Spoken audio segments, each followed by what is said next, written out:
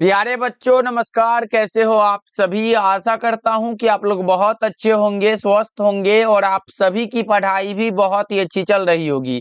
तो बच्चों आज का ये क्लास आप सभी के लिए बहुत ही ज्यादा इम्पोर्टेंट है, क्योंकि आज के क्लास में हम लेके आए हैं आपके लिए 12th क्लास के फिजिक्स का top 70 most important objective question. और ये सारे प्रश्न आपके बोर्ड एग्जाम के लिए बहुत ज्यादा इम्पोर्टेंट है। तो बच्चों आज के क्लास को बिल्कुल ध्यान से देखिएगा और आज के क्लास में दिए जाने वाले सारे प्रश्नों को आप लोग अच्छे से याद भी करते चलिएगा। ओके जी, चलिए फिर क्लास को स्टार्ट करते हैं और आप लोग भी हमारे साथ आंसर को चैट सेक्शन में लगाते चलिएगा। लास्ट में बताइएगा इस 70 ऑब्जेक्टिव में आप लोग सही कितना कर पाते हो। ओके चलिए, जिसमें कि पहला नंबर सवाल आपके सामने है, आपके फोन के स्क्रीन पर है बच्चों।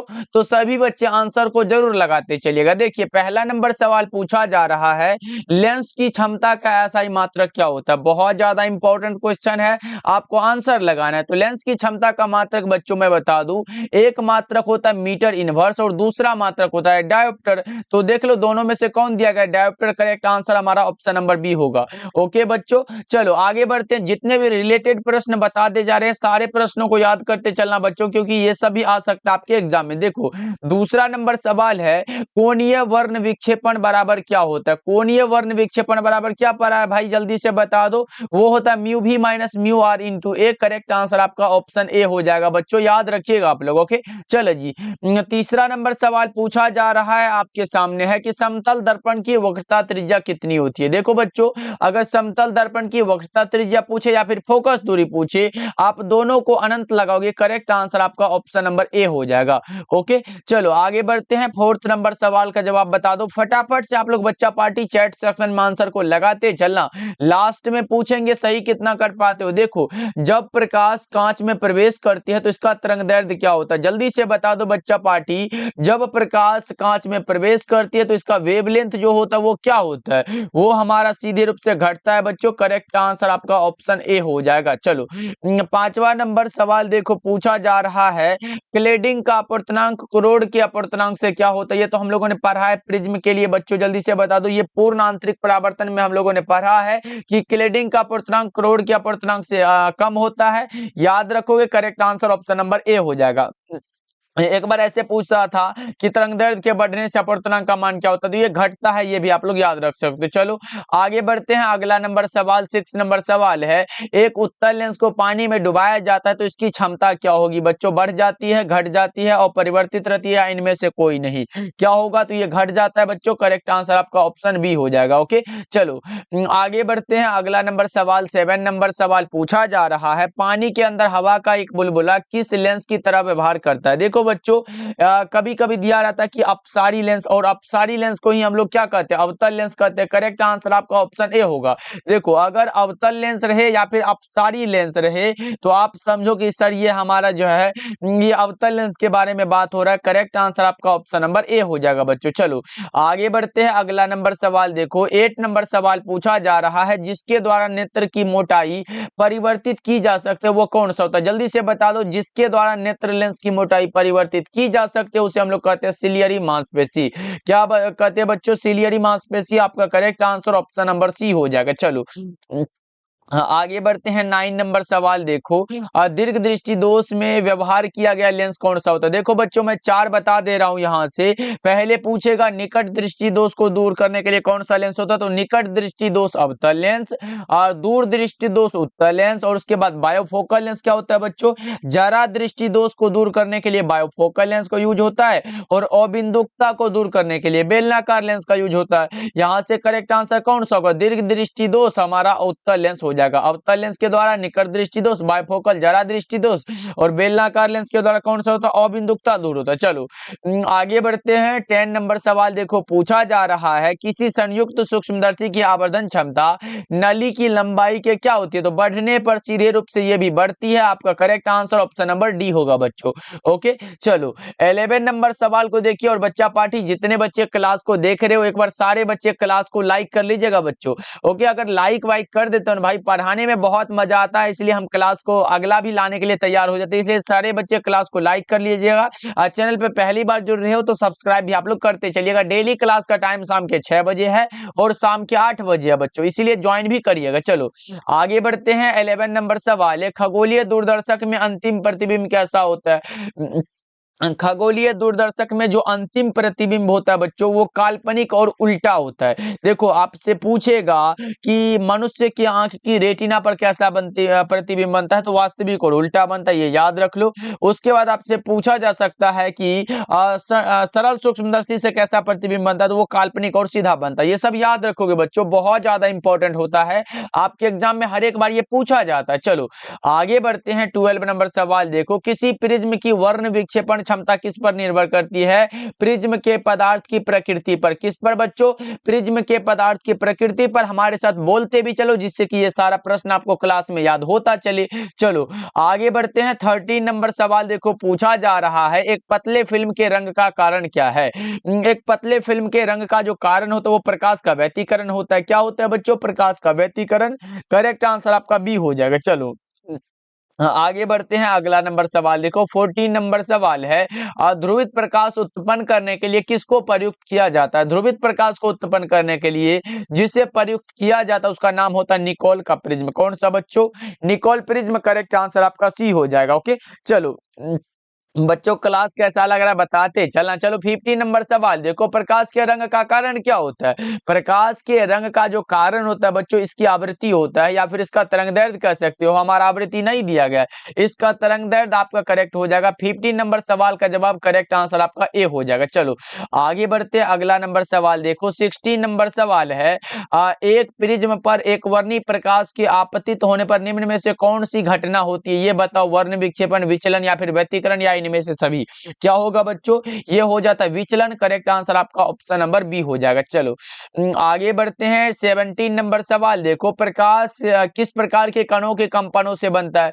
प्रकाश किस प्रकार के कणों के कंपनों से बनता है? तो ईथर कण के कंपनों से। करेक्ट आंसर आपका ऑप्शन ए हो जाएगा बच्चों। चलो आगे बढ़ते हैं। 18 नंबर सवाल देखो, निम्नलिखित में कौन से एक उत्तम एक वर्णी प्रकाश का स्रोत होता है? बच्चों लेजर नाम सुना है क्या? करेक्ट आंसर आपका ऑप्शन नंबर डी हो जाएगा। ये सीधा मतलब अपने दिशा की और ये एकदम सीधा ये प्रकाश देता है, ये कभी बिखराव इसका नहीं होता है। लेजर का आविष्कार जो हुआ था ये 1960 में हुआ था मैमन के द्वारा। चलो आगे बढ़ते हैं। अगला नंबर सवाल देखो, 19 नंबर सवाल है, विवर्तन की घटना को कितने वर्गों में बांटा गया है? विवर्तन की घटना को एक हमारा फ्रेनेल का विवर्तन होता, दूसरा फ्राउनहोफर का विवर्तन होता। कितना हुआ? 2 वर्गों में। करेक्ट आंसर आपका ऑप्शन नंबर ए हो जाएगा। चलो 20 नंबर सवाल देखो, पूछा जा रहा है गैसें चालकता तब प्रदर्शित करती है जब क्या किया जाता है? जब हमारा दाब को कम किया जाता है। यही correct answer option number B हो जाएगा बच्चों। चलो आगे बढ़ते हैं। 21 नंबर सवाल देखो, प्रकाश विद्युत में उत्सर्जित फोटो इलेक्ट्रॉन की गतिज ऊर्जा किसके समानुपाती होती है? ये बता दो आप लोग, किसके समानुपाती? तो आपतित प्रकाश की आवृत्ति के समानुपाती है। करेक्ट आंसर आपका विकल्प नंबर बी हो जाएगा बच्चों। क्लास को आप लोग लाइक करते चलना, जितने बच्चे नए जुड़ रहे हो तो बच्चा पार्टी अनुरोध है सब्सक्राइब करते चलना। चलो 22 नंबर सवाल है, प्रकाश से संबंधित सभी घटनाओं की व्याख्या के लिए आवश्यक कौन सा होता है? प्रकाश से संबंधित सभी घटनाओं की व्याख्या के लिए देखो, एक होता है तरंग सिद्धांत जो कि हाइगेंस साहब के द्वारा दिया गया है, और दूसरा होता है क्वांटम सिद्धांत जो कि मैक्स प्लांक के द्वारा दिया गया है, और ये दोनों आवश्यक होता है। करेक्ट आंसर आपका ऑप्शन नंबर सी हो जाएगा बच्चों। चलो आगे बढ़ते हैं। 23 नंबर सवाल देखो, पूछा जा रहा है प्लांक नियतांक का ऐसा मात्रक क्या होता है? बहुत ज्यादा इंपॉर्टेंट क्वेश्चन है, जल्दी से बता दो। देखो बच्चों यहाँ से प्रश्न हर एक बार पूछा जाता है, इसीलिए मैं बता दूं। पहले आप लोगों ने क्या पढ़ा कि सर ई बराबर हम लोग पढ़े हैं कि एच न्यू होता है। यहाँ से हमें क्या निकालना है? एच निकालना है। एच क्या है? प्लांक नियतांक है। एच बराबर क्या होगा? ई बटा में भी हो जाएगा। ई देखो क्या होता है बच्चों? ई हमारा ऊर्जा होता है। उसके बाद भी क्या होता है? आवृत्ति होता है। यहाँ पे लिखते चलो बच्चों, बहुत ज्यादा इंपॉर्टेंट है। देखो ऊर्जा का मात्रा क्या होता है? जूल होता होता है, आवृत्ति का सेकंड इनवर्स होता है। यहाँ से निकालते हैं तो जूल सेकंड हमारा क्या होता है, इसका मात्रक तो निकल गया सर। अब इसका वीमा भी तो पूछ देता है ना, तो जूल का क्या होता है, एनर्जी के लिए क्या होता है बच्चों, एक बार चैट सेक्शन में जल्दी से बता दो क्या होता है, ml2 होता है और T इनवर्स 2 होता है, बटा में आवृत्ति का क्या सेकंड इनवर्स, इसको हम टाइम इनवर्स भी लिख सकते हैं, यहाँ पे टाइम इनवर्स लिख दो। अब देखो यहाँ से निकालते हो तो ml2 है, उसके बाद T-1 है, ऊपर जाएगा तो प्लस हो जाएगा, तो T पर पावर ये माइनस, ये हमारा -1 बचेगा, ये वीमा हो जाता है बच्चों। ये भी याद रख लो क्योंकि बहुत ज्यादा इंपॉर्टेंट है। वीमा पूछे ये लगाना, मात्रक पूछे तो ये हमने निकाल दिया, जूल सेकंड होता है। करेक्ट आंसर आपका ऑप्शन नंबर ए हो जाएगा। ऐसे वोल्ट मीटर किसका होता है, विद्युत फ्लक्स का होता है। ये वोल्ट प्रति मीटर किसका होता है, विद्युतीय क्षेत्र का होता है। कूलम इंटू मीटर विद्युत द्विध्रुव आघूर्ण का होता है बच्चों, ये भी आप लोग याद रख लो। चलो आगे बढ़ते हैं, अगला नंबर सवाल देखो 24 नंबर सवाल है, हाइड्रोजन परमाणु के स्पेक्ट्रम की सफलतम व्याख्या किसने की है, तो यह किया है हमारे नील्स बोर साहब ने। Correct answer option number C हो जाएगा बच्चों। एक चीज और याद रखना कि हाइड्रोजन स्पेक्ट्रम की कुल 5 श्रेणियां हैं, कौन कौन सा, Lyman series, बामर series, Paschen series, Brackett series और फुंड सीरीज, याद रखना आप सब। चलो आगे बढ़ते हैं, अगला नंबर सवाल 5वां नंबर सवाल है, द्रव्यमान ऊर्जा के समतुल्य है, इसके लिए सही संबंध बता दो। हम लोगों ने क्या पढ़ा है बच्चों, ई बराबर क्या होता है, mc² होता है, यही वाला तो फॉर्मूला पढ़े है ना। इसे क्या कहते हैं, इसे आइंस्टीन का द्रव्यमान ऊर्जा समतुल्यता संबंध भी कहा जाता है। आपका correct answer option number C हो जाएगा। चलो आगे बढ़ते हैं, 26 नंबर सवाल देखो, सूर्य की ऊर्जा का कारण क्या होता है, जल्दी से बता दो। सूर्य की ऊर्जा का जो कारण होता है वो नाभिकीय संलयन होता है, कौन सा बच्चों, करेक्ट आंसर बी हो जाएगा। लेकिन एक चीज और भी याद रखना, 2 या 2 से अधिक नाभिकों का सम्मिलन ही हमारा नाभिकीय संलयन कहलाता है। ओके बच्चों, ऑब्जेक्टिव में पूछ देगा कि 2 या 2 से अधिक नाभिकों का सम्मिलन क्या कहलाता है, तो आपको लगाना तो पड़ेगा ना भाई, नाभिकीय संलयन लगा के आना, करेक्ट हो जाएगा। चलो आगे बढ़ते हैं, 27 नंबर सवाल है, हाइड्रोजन बम किस सिद्धांत पर आधारित होता है। हाइड्रोजन बम जो है तो ये भी नाभिकीय संलयन की घटना पर आधारित है। 27 का करेक्ट आंसर आपका ऑप्शन ए हो जाएगा। चलो आगे बढ़ते हैं, 28 नंबर सवाल है, 99 का द्विआधारी तुल्यांक में क्या होगा, तो निकालना तो पड़ेगा क्योंकि हमने कई बार निकालना बता दिया है, तो आपका गलत नहीं होगा, ये मैं उम्मीद करता हूं। देखो 99 लिखो, उसके बाद ऐसे करके भागा 2 से देते चलना, 2 से लिखे तो हमारा देखो 48 दूना के कितना होता है, 48 दूना कितना होता है बच्चों, 49 दूना के 98 होता है। यहां से लिख सकते हो, यहां से अगर लिखोगे तो हमारा 49 लिखो। अब देखो 9 दूना 18, 4 दूना 8, 1 9, यानी कि शेष इसमें कितना बचा, 1 बच गया तो 1 लिख दो, फिर 2 से लगाओ। 24 दूना के 48 होता है, 24 लिखो, शेष कितना बचा, 1 बचा, इधर 1 लिख दो, फिर 2 से लगाओ बच्चों। 12 दूना के 24 बचा, शेष 0 बचा, कुछ नहीं बचा भाई, 2 से लगाओ, 2 6 के 12, शेष 0, फिर 2 से लगाओ, 2 तिहाई 6 हुआ, शेष कौन सा बचा, 0 बचा, फिर 2 से लगाना पड़ेगा ना भाई, 2 से लगा दो, 2 एकम 2 और शेष कितना बचा, 1 बचा, यानी कि 11000011 11000011 किसमें में दिया गया बच्चों, जल्दी से बता दो। तो आप कहोगे सर हमारा देखो ऑप्शन नंबर ए में करेक्ट दिखाई दे रहा है। देखो बच्चों ऐसे नीचे से ऊपर की ओर जाना है और निकाले तो हमारा निकल जाता है। करेक्ट आंसर आपका कौन सा होगा, ऑप्शन ए होगा। बच्चा पार्टी समझ आ रहा है क्लास, एक बार चैट सेक्शन में बताते चलना। चलो आगे बढ़ते हैं, 15 का क्या होता है ये तो आप लोग जल्दी से बता दो भाई, कितना बार बता चुके, अगर गलत करोगे तो भाई मान लो 2-3 नंबर आपका कट जाएगा, क्योंकि ये द्विआधारी से हर एक बार प्रश्न होता है तो आपको निकालना तो पड़ेगा, या फिर इसी को लिख देगा, बोलेगा ये किसका है तो आपको ये भी बताना पड़ेगा। देखो 15 का निकालने बोला है तो 15 का निकाल लेंगे ना, 2 से 7 दूना के 14, शेष 1 लिखो, फिर 2 से लगाओ, 2 तिहाई 6, शेष 1 बचा, फिर कौन सा होगा 6, हाँ शेष 1 बचा, फिर 2 से लगाओ, 2 एकम 2 हुआ, शेष 1, यानी कि 4 गो 1 किस में है, 4 गो 1 हमारा सी में दिखाई दे रहा क्या बच्चों। करेक्ट आंसर आपका ऑप्शन नंबर सी हो जाएगा। चलो आगे बढ़ते हैं, 30 नंबर सवाल का जवाब बता दो, अर्धचालक में विद्युत चालकता का कारण क्या होता है। अर्धचालक में विद्युत चालकता का जो कारण होता है वो इलेक्ट्रॉन और छिद्र दोनों होता है, क्योंकि बच्चों अगर पी टाइप का अर्धचालक प्राप्त करना हो तो उसमें हम क्यों कौन सा होता है, छिद्र होता है, और एन टाइप के लिए इलेक्ट्रॉन होता है, इसलिए दोनों। करेक्ट आंसर सी हो जाएगा। चलो आगे बढ़ते हैं, 31 नंबर सवाल है आपके सामने, बता दो बच्चों क्या होगा। द्वैत प्रकृति न केवल प्रकाश में होती है बल्कि द्रव्य कणों में भी होती है, इस सिद्धांत का प्रतिपादन किसने किया है, तो यह किया है हमारे डी ब्रोगली साहब ने। आपका correct answer option number D हो जाएगा। चलो आगे बढ़ते बढ़ते हैं 32 नंबर सवाल देखो बच्चों, 1 इलेक्ट्रॉन वोल्ट बराबर क्या होता है? 1 इलेक्ट्रॉन वोल्ट बराबर आपको बताना है और जल्दी से बता दो क्या होता है बच्चों। 1 इलेक्ट्रॉन वोल्ट बराबर 1.6 into 10 to the power -19 joule होता है बच्चों। आपका करेक्ट आंसर कौन सा होगा? जूल में किस में दिया गया, करेक्ट आंसर कौन सा होगा? ऑप्शन बी बिल्कुल सही हो जाएगा। यहाँ पे ये 11 दिया गया, ये गलत हो जाएगा बच्चों, याद रखोगे करेक्ट आंसर आपका ऑप्शन नंबर बी बिल्कुल सही आंसर हो जाएगा। चलो आगे बढ़ते हैं, अगला नंबर सवाल देखो कि ये रहा 33 नंबर सवाल, किसी परमाणु में ऊंची कक्षा की तुलना में प्रथम कक्षा की ऊर्जा क्या होती है? उसमें जो होती है बच्चों वो कम होती है। करेक्ट आंसर आपका ऑप्शन ए हो जाएगा, याद रखोगे ना बच्चों। चलो आगे बढ़ते हैं 34 नंबर सवाल देखो, निम्नलिखित में किसे विभाजित नहीं किया जा सकता है? विभाजित जिसे नहीं किया जा सकता उसका नाम है फोटोन, क्योंकि बच्चों फोटोन का जो द्रव्यमान होता है वो शून्य होता है। आपका correct answer option number D हो जाएगा। चलो आगे बढ़ते हैं, अगला नंबर सवाल 35 नंबर सवाल है, रेडियो एक्टिविटी की घटना किससे जुड़ी हुई है?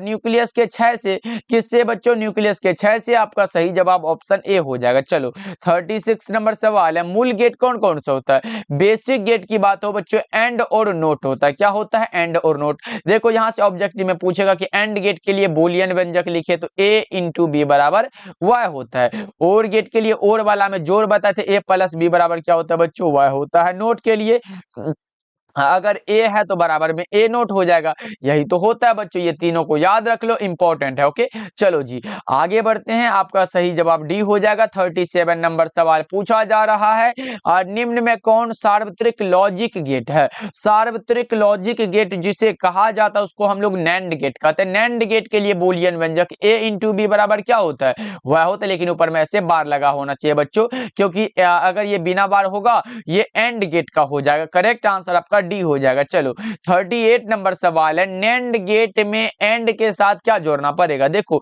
अगर हमें नैंड गेट चाहिए, नैंड गेट अगर हमें चाहिए तो बराबर में एंड प्लस क्या होगा?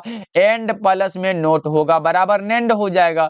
उसी प्रकार से अगर नोर गेट चाहिए तो नोर गेट में और प्लस में क्या जोड़ना पड़ेगा? नोट जोड़ेंगे तो हमारा नोर गेट प्राप्त होगा बच्चों। अब बता दो कौन सा करेक्ट आंसर सही है।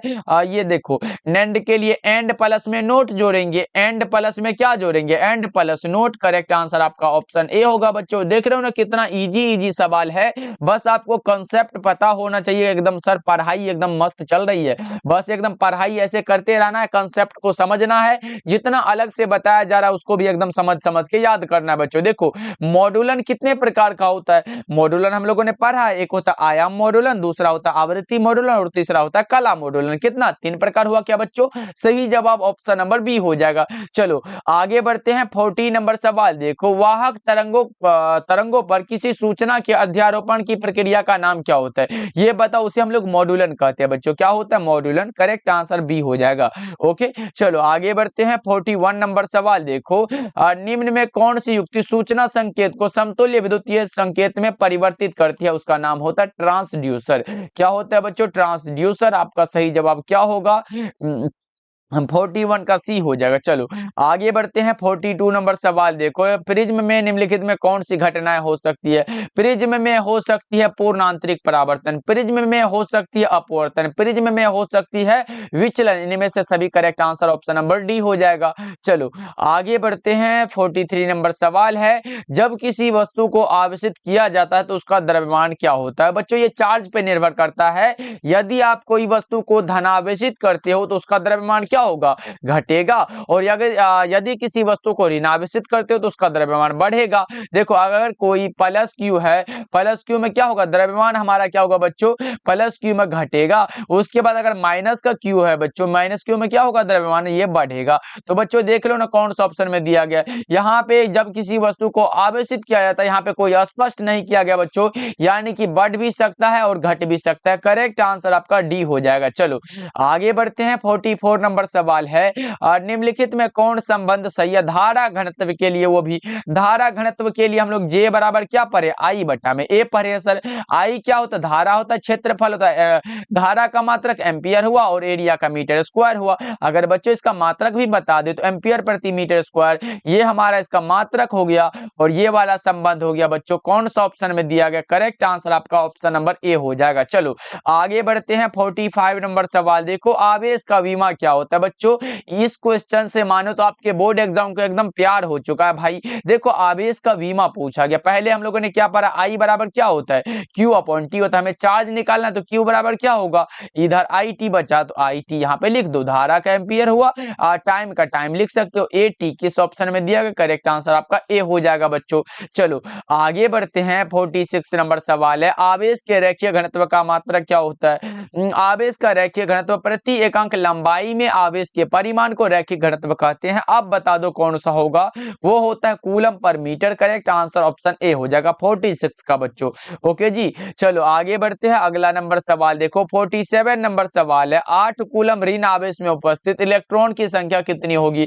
हम लोगों ने इसके लिए क्या पढ़ा, एक फॉर्मूला पढ़ा है जिसका नाम होता है क्यू बराबर क्या होता है, एन ई, संबंध क्यू बराबर एन ई होता है। हमें पूछा गया नंबर निकालना है इसका, तो हमें इलेक्ट्रॉनों की संख्या के लिए एन बराबर क्या होगा बच्चों, यहां से हो जाएगा क्यू बटा में ई हो जाएगा, क्यू बटा में ई होगा, क्यू देखो कितना दिया गया 8 कूलम दिया गया, चार्ज कितना है बच्चों 8 दिया गया है, और इलेक्ट्रॉन का चार्ज कितना होता है 1.6 into 10 to the power minus 19 coulomb होता है। यहां से अगर करते हो बच्चों तो हमारा हो जाएगा 8 बटा में क्या होगा 1.6 गुना में, यहाँ पे अगर इसको ऊपर करते हैं तो ये भी यहाँ पे गुना लग जाएगा, गुना 10 पर पावर 19 होगा। सर क्यों होगा 19, यहाँ पे तो माइनस 19 है, तो बच्चों इतना समझ लो अगर ये माइनस में ऊपर जाएगा तो प्लस हो जाएगा। अब देखो एक पॉइंट को उड़ाना है तो हमारा यहाँ जीरो लग जाएगा, 16 पंचे का 80 हुआ। अब देखो 5 गुना 10 पर पावर 19 बचा, क्या बचा 5 गुना 10 पर पावर 19 बच गया, यही वाला तो हमसे पूछा गया। करेक्ट आंसर कौन सा ऑप्शन में दिया गया, करेक्ट आंसर आपका ऑप्शन ए हो जाएगा बच्चों के। चलो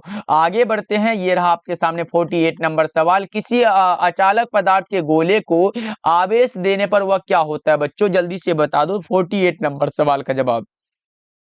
देखो बच्चों अगर मैं बता दूं, अचालक पदार्थ में धारा प्रवाहित नहीं होती है क्योंकि इसके पास क्या होता है, मुक्त इलेक्ट्रॉन ही नहीं होता है, यानी कि ये अगर किसी अचालक पदार्थ को गोले को आवेश देने पर ये कहाँ विपरीत होगा, कहीं पर नहीं विपरीत होगा बच्चों। करेक्ट आंसर कौन सा होगा, विपरीत होता है बच्चों, correct answer option number D हो जाएगा। चलो आगे बढ़ते हैं 49 नंबर सवाल देखो, माइक्रोफैराड किसका मात्रक होता है बच्चों, मैं बता दूं माइक्रोफैराड पूछे, पिकोफैराड पूछे या फिर खाली फैराड पूछे, ये तीनों मात्रक होता है विद्युत धारिता का। किसका बच्चों, विद्युत धारिता का। ऐसे विद्युत धारिता के लिए सी बराबर क्या होता है, क्यू अपॉन वी वाला फॉर्मूला भी पढ़े, यहां से करते तो सी बराबर क्या होगा, यहाँ क्यू बटा में भी हो जाएगा। अगर यहां से ये निकालते हो बच्चों, अगर यहाँ पूछे कि 1 फैराड बराबर क्या कितना होता है बच्चों, यहाँ चार्ज बटा में हो जाएगा बच्चों, यहाँ कौन सा होगा, तो ये हमारा कूलम होता है। अब देखो हमसे ये पूछेगा, अगर पूछे कि 1 फैराड बराबर कितना होता है, वो 1 कूलम पर वोल्ट होता है बच्चों, ये याद रख सकते हो क्योंकि ये इंपॉर्टेंट है, करेक्ट आंसर सी हो जाएगा। चलो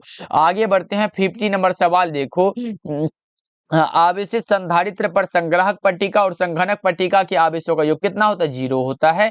50 का करेक्ट आंसर आपका ऑप्शन ए हो जाएगा। चलो आगे बढ़ते, ये सब इंपॉर्टेंट क्वेश्चन है बच्चों, कई बार हमने बता भी चुका है तो भूल मत जाना। वान डी ग्राफ जनित्र एक ऐसी युक्ति है जो उत्पन्न करती है हाई वोल्टेज, क्या उत्पन्न करती है भाई, हाई वोल्टेज को उत्पन्न करती है सर, करेक्ट आंसर सी हो जाएगा। 52 नंबर सवाल देखो, पूछा जा रहा है किसी चालक का विशिष्ट प्रतिरोध बढ़ता है किसके बढ़ने से, किसी भी चालक का विशिष्ट प्रतिरोध किसके बढ़ने से बढ़ता है, तापक्रम के बढ़ने से, तापमान के बढ़ने से।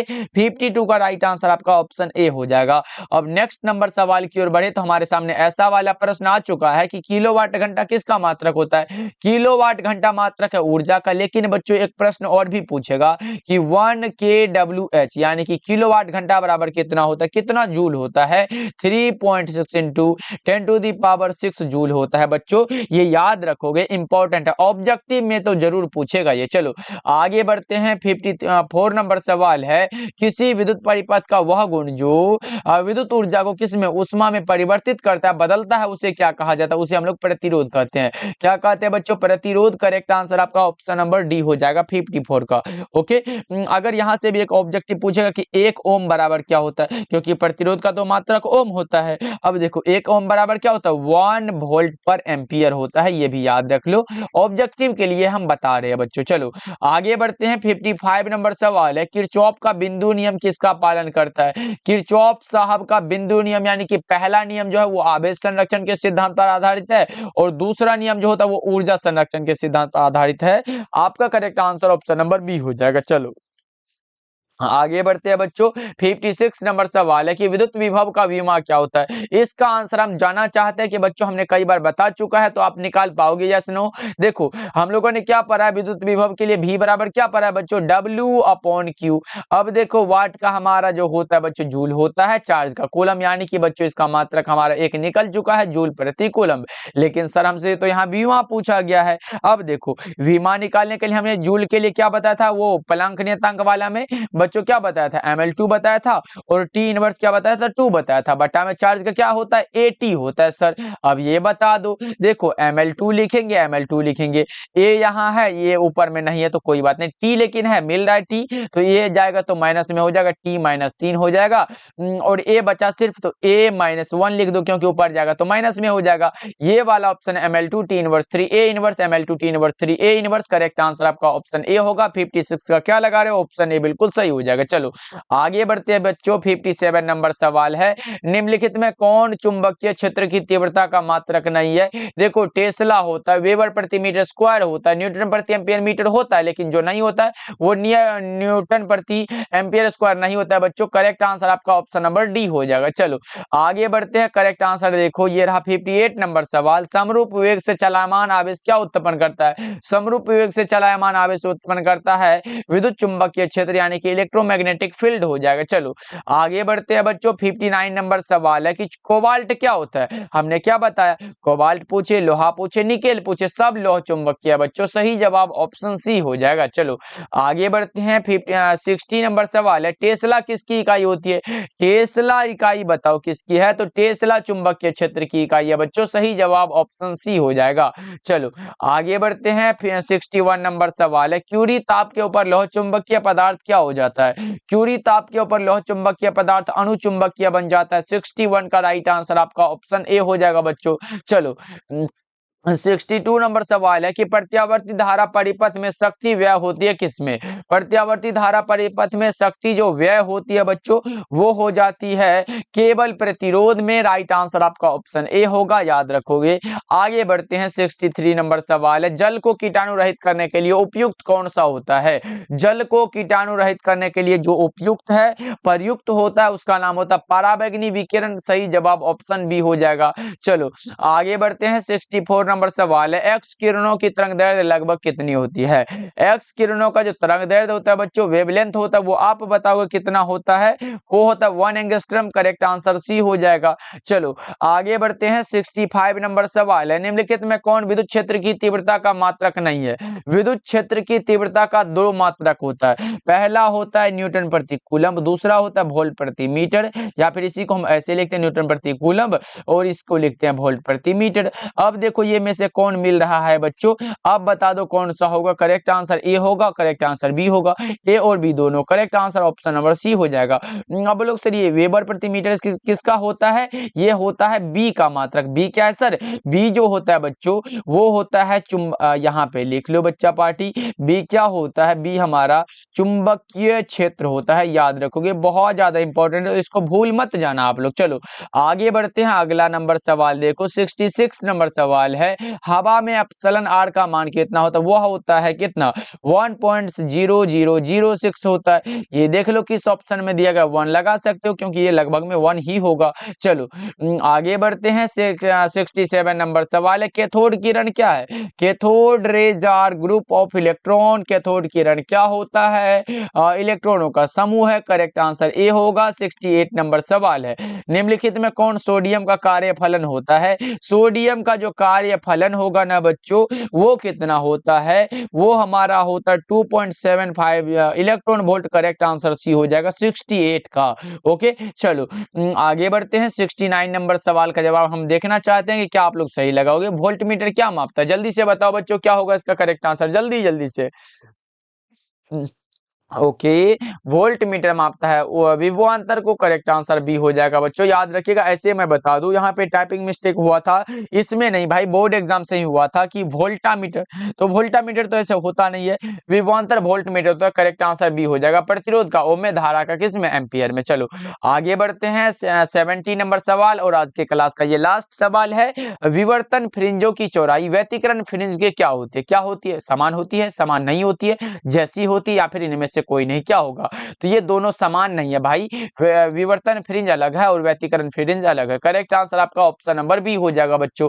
चलो जी, आज का क्लास कैसा लगा कमेंट करके बताना। और बच्चों, जितने बच्चे हमारे द्वारा तैयार फिजिक्स, केमिस्ट्री और बायोलॉजी के इंपॉर्टेंट क्वेश्चन वाला नोट्स नहीं लिए हो, तो भाई घबराओ नहीं। अभी तक लगता है कि सर अभी तक कुछ भी नहीं पढ़े हैं और चाहते हैं कि कम से कम भाई 300 प्लस मार्क्स आ जाए, एकदम कुछ भी नहीं पढ़े हैं उसके लिए, तो बच्चों हमने जो बनाया है फिजिक्स, केमिस्ट्री और बायोलॉजी का, मानो कि एक सब्जेक्ट में 50 से 60 सब्जेक्टिव क्वेश्चन वो हमारे द्वारा दिया जाएगा और उसके बाहर नहीं आने वाला बच्चों। बस ये आप पढ़ लेते हो फिजिक्स, केमिस्ट्री और बायोलॉजी में, चाहे आप हिंदी मीडियम के हो या फिर इंग्लिश मीडियम के हो, कोई दिक्कत की नहीं है। बस इंग्लिश मीडियम में फिजिक्स और केमिस्ट्री मिलता है और हिंदी मीडियम में फिजिक्स, केमिस्ट्री और बायोलॉजी साथ में हिंदी फ्री में मिलता है। तो कॉल करिएगा, मात्र इसका चार्ज है 199। कॉल करिएगा 7070 82 1685 नंबर पे और जल्दी जल्दी से ले लीजिएगा बच्चों। क्योंकि अगर देखो बच्चों, एक सब्जेक्ट में 50 से 60 क्वेश्चन, अगर आप एक दिन में 10 क्वेश्चन को भी याद करते हो तो हमारे पास अभी भी 40 दिन का समय बचा हुआ है।